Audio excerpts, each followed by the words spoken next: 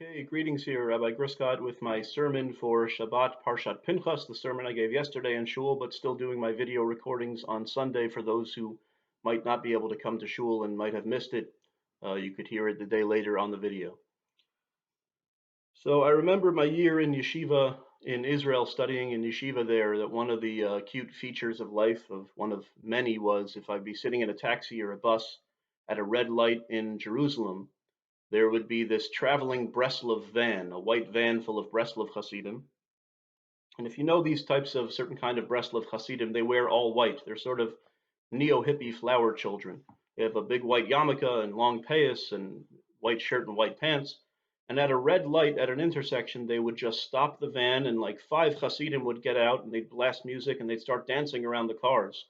Mitzvah gedola lios besimcha tamid, which is the statement of their Rebbe, Rabbi Nachman of Breslov, who said it is a great, good deed to always be joyous all the time. Mitzvah gedola lios besimcha tamid. It's a wonderful thing to always be in joy.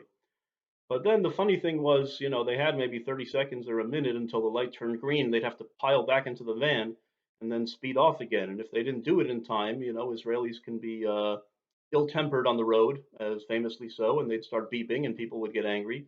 Other people would clap along and sing and dance along and smile and encourage them. Most people were actually positive about it. But one time, I saw the van was sort of screeching away and one of the Hasidim was left behind. And like something out of an action movie, he had to run after the van, and they stuck their hand out and they grabbed him back in the van as it was moving, and everyone started cheering from their cars. So just the real Israel moment. I want to discuss that line of Rabbi Nachman, mitzvah gedola lios besimcha tamid. It is a wonderful thing to always be joyous. It's easy to dismiss those Breslov Hasidim as hippies, as flower children. That's not the normative Jewish view. How could you always be happy? But the truth is, Rabbi Nachman has a lot of traditional sources to rely upon. Maimonides writes in his Mishnah Torah, in his work of Jewish law, that a person is not supposed to pray if they're depressed, if they're in a state of sadness. And you could ask about that. Well, we all get a little bit sad all the time, and I don't really know of rabbinic authorities who actually take Maimonides literally and say that just don't pray that day if you're not feeling good. I mean, one of the reasons you have to pray is in response to the fact that you're not often feeling good and you reach out to God in prayer. So what exactly does Maimonides mean? I would posit that Maimonides is talking about a philosophical mindset of simcha, of joy. A Jew does not necessarily always have to feel positive, but you have to have a positive outlook.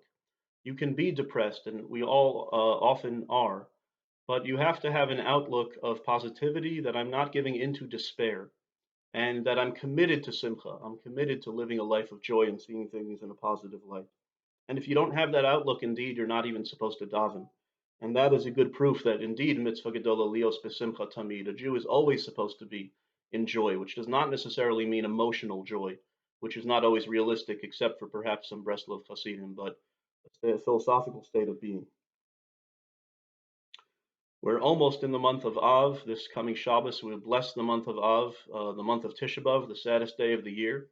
And the rabbis say, Mishnichnas Av mim'atin besimcha. When the month of Av comes in, we reduce our joy. There's a parallel statement, Mishanichnas Adar Marbim Besimcha. When Adar comes in, we increase our joy. Adar is the month of Purim, the most festive holiday that we have. We dress up in costumes, carnival atmosphere. But I noticed for the first time in trying to analyze this, you'd think the counterpoint of Mishanichnas Adar Marbim Besimcha, when Adar comes in, you increase your joy. You'd think the way to word that in Av is Mishanichnas Av Marbim Be'etzev. When Av comes in, we increase our sadness. But the rabbis don't say that, because God forbid, a Jew would never increase sadness. Joy is always the default. When Adar comes in, we increase our joy. When Av comes in, we decrease our joy. But what is implicit? That you're always starting from a place of joy. It's just that you might turn the flame higher or turn the flame lower. But simcha, joy, is always there on a low flame, or it's always supposed to be. And in Adar, you turn it up a bit, and in Av, you turn it down a bit, but never completely, God forbid. We never give into sadness and despair. We simply reduce our simcha. We reduce our joy, with the implication being that we always are in a state of joy. And that's indeed why, even in mourning, even in a state of Avelus, we ritualize sadness and mourning, but we never ritualize despair. Ancient pagans, and the Torah specifically warns against this. Ancient pagans, when they were in mourning for a loved one, would cut their skin and tear out their hair. They would literally do that. And the Torah says, God forbid, don't do that. Instead, we tear our clothes, which is a symbolic way of saying your heart is broken, but you don't literally gash your skin over your heart. And why would they do that? With modern day psychology, we know all too well that cutting one's skin is indeed a sign of deep depression. To negate your very self, I want to harm my very self. I've given in to absolute despair, to rip out one's hair. God forbid. Judaism says never, not even in a moment of avelus, not even in a moment of sadness. And indeed, at a funeral, at the highest level of grief, we tear our clothes and we say, Baruch Dayan Emet, blessed is God, the true judge. We affirm God's greatness.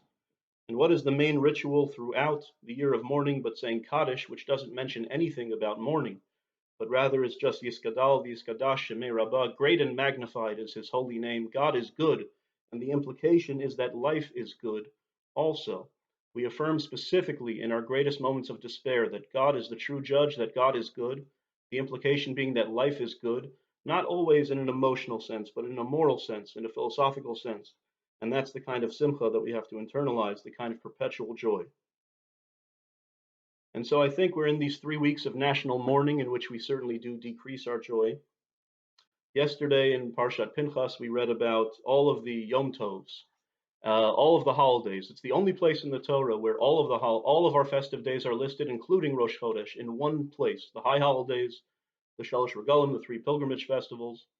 And in Shul, I quoted a beautiful insight of Rabbi Avram Yoshua Heschel, who was the great-great-grandfather of the famous American rabbi, Rabbi Abraham Joshua Heschel.